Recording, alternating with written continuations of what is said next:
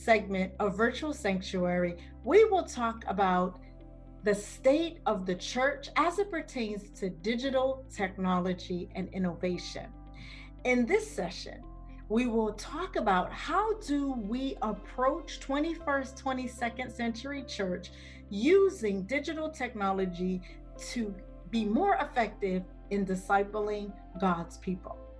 As we move forward in our programming today, we will continue our discussion on what role digital technology will play and should play as we move forward into the 22nd century church.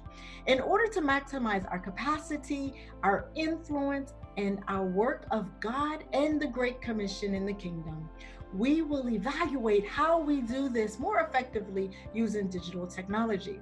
Research shows there is a need and opportunity to bridge the gap with the digital technology divide in the church.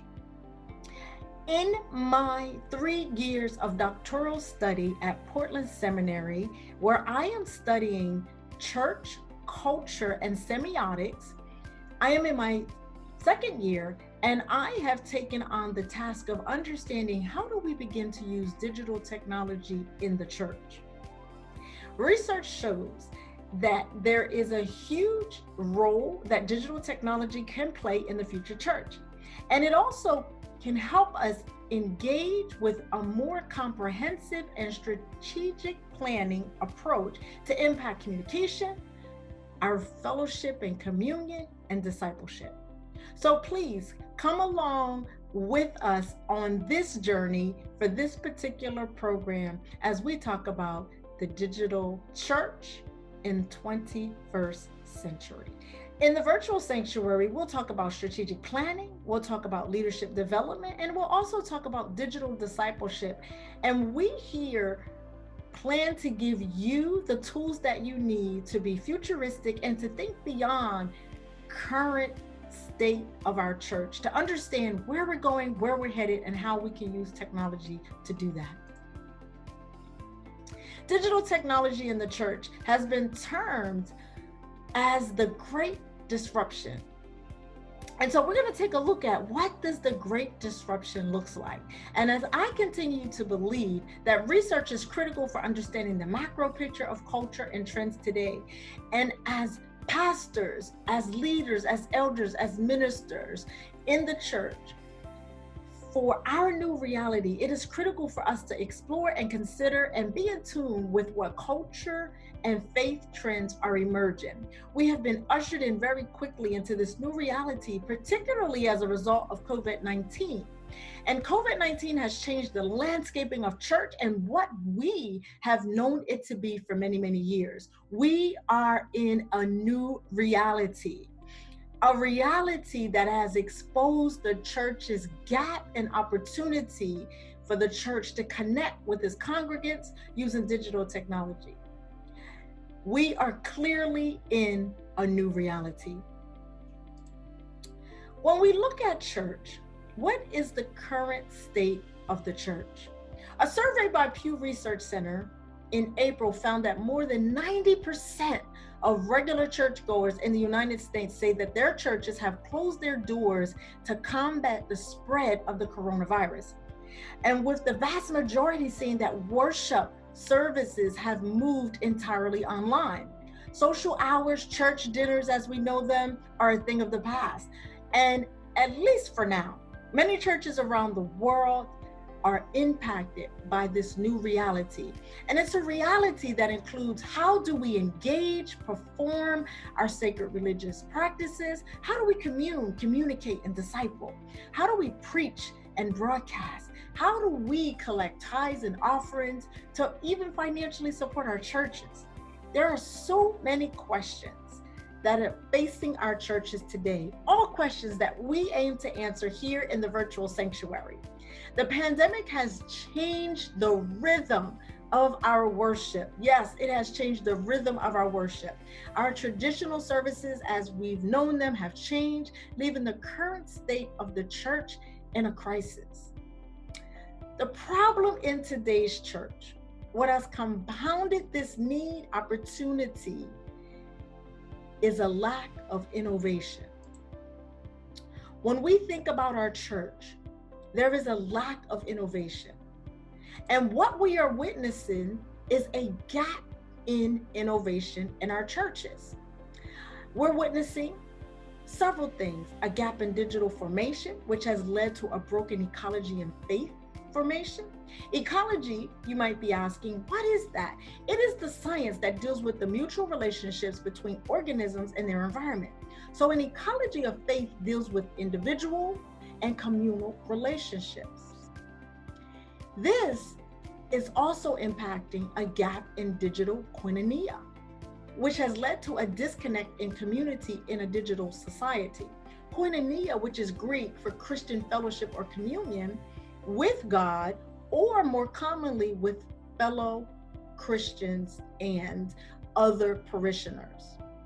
And this has also created a gap in digital innovation, leaving us with the question and task: how we use digital technology to revive, disciple, and grow the future church. So there is a gap, and this gap is an innovation. And it has forced us to reevaluate technology in the church. It is a reframing. Yes, we must reframe what connectivity means in today's church.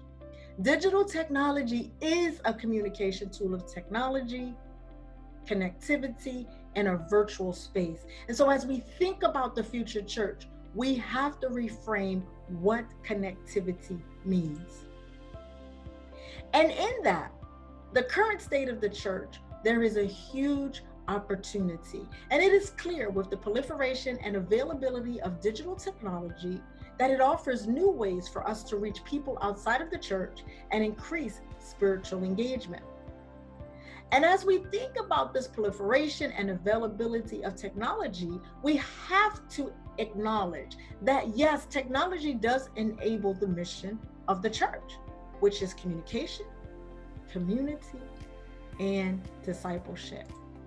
And so in my research of my doctoral program, particularly in this current climate, most surprising and alarming to me is the underutilization of digital technology in the church.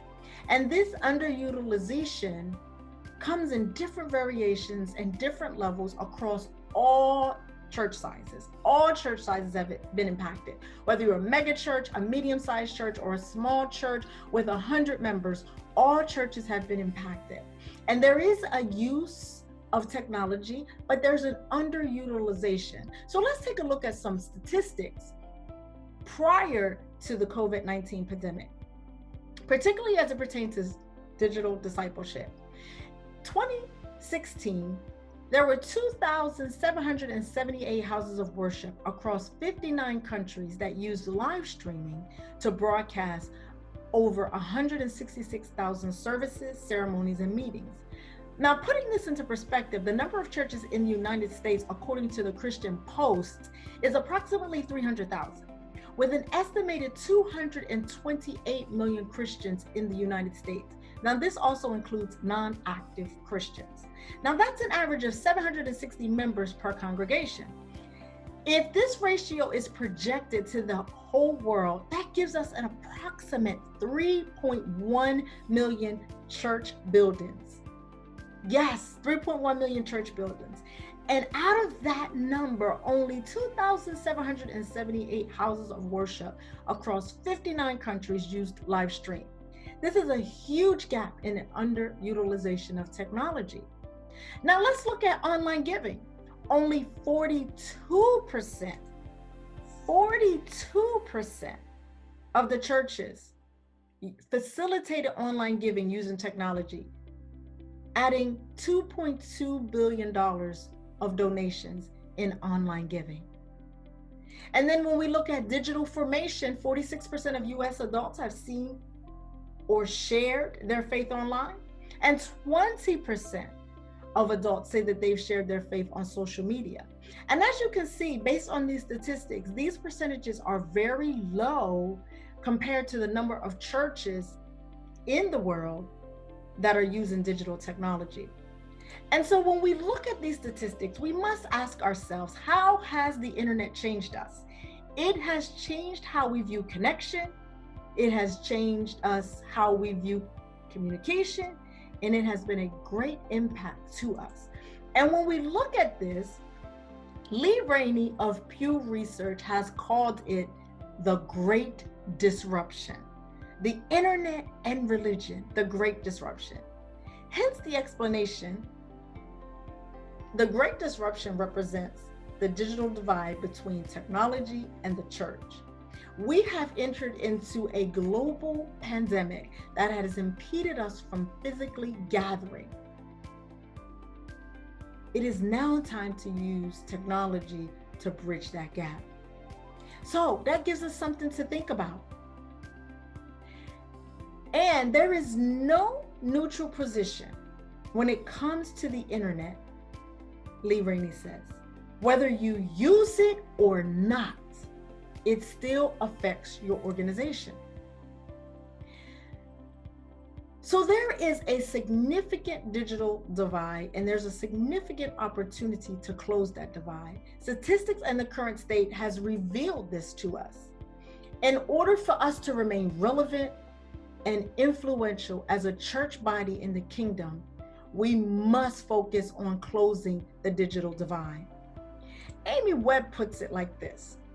In a book that she wrote called The Signals Are Talking, Amy Webb said that identifying opportunities are critical.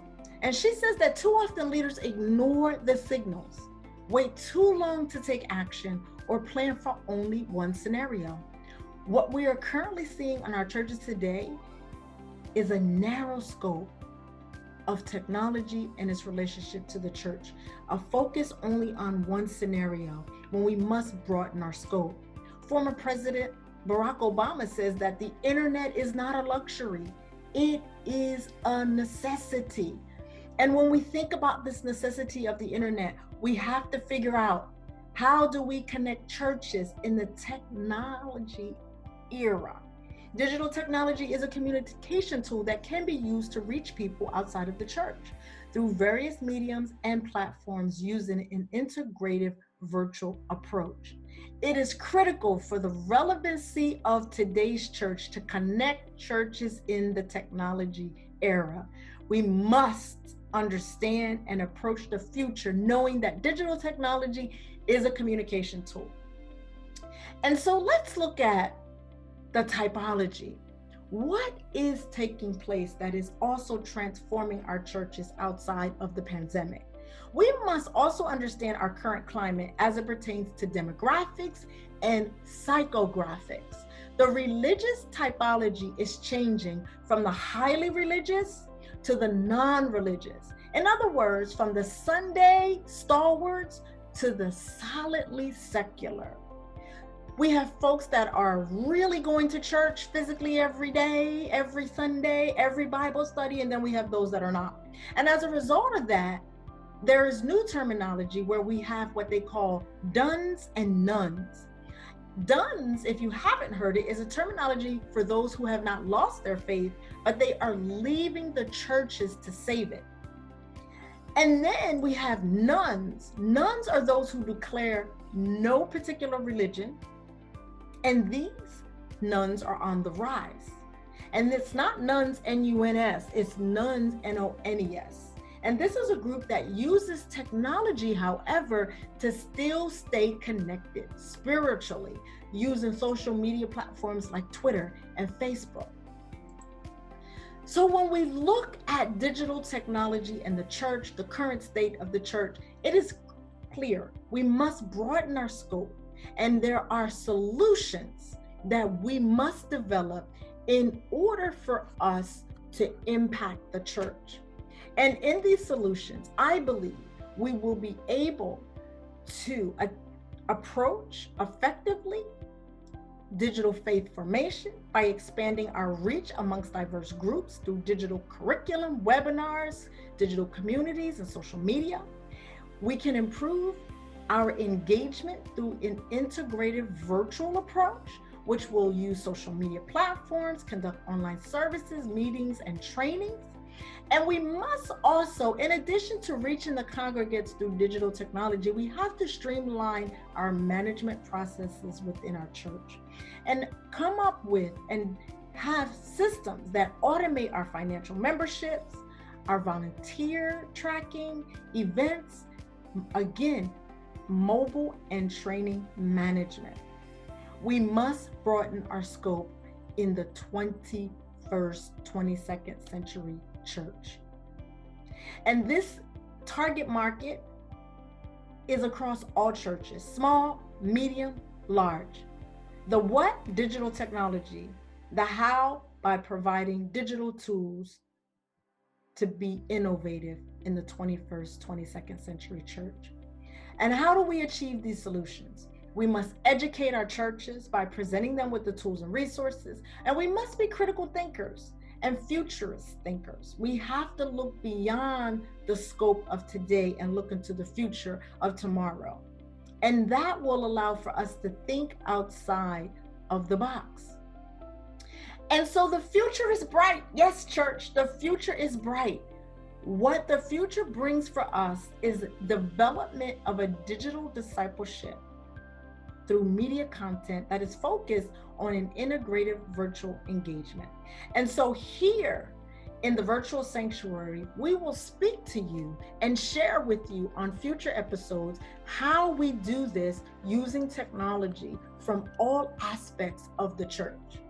And it is clear, it is very clear that we as the church, we're changing.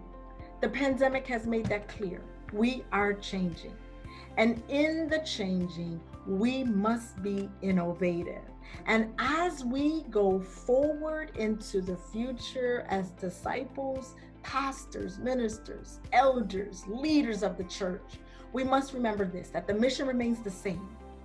The mission is the same. It is a call to disciple. And it is the same mission as it was 2,000 years ago. The objectives haven't changed, but the environment has changed. We know that the compelling story of Jesus is necessary and more relevant now than ever before. And as a result of that, while digital technology and digital discipleship allows us to reach a larger targeted group in unprecedented ways, it is imperative that we become more savvy in our methods in the online space. Christ's commandment and method is still applicable in the age of memes, GIFs, FaceTime, WhatsApp apps, TikTok, social medias such as Facebook, Twitter, Instagram. But we now must cut through the noise, cut through the chatter. We must win the hearts of God's people in a new environment. We must have a collective, comprehensive approach with an integrative virtual approach. Just like John the Baptist, he was a voice of one calling in the wilderness to prepare the way for the Lord.